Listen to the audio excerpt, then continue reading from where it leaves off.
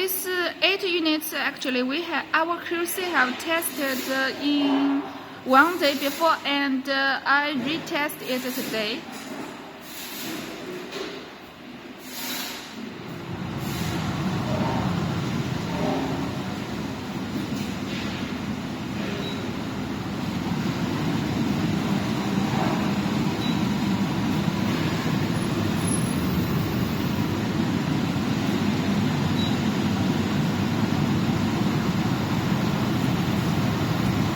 And you see it shows the actual humidity for the room now, and the dehumidifier is working the room temperature. As that, the aim humidity is 35. After flashing, then let it work.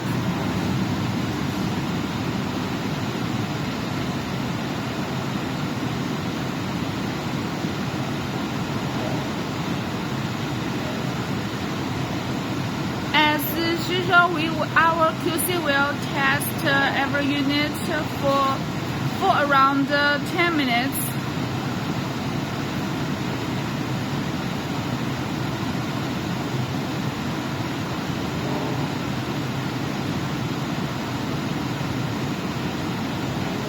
But for this video, I not take 10 minutes because otherwise the video will too large and harder to deliver.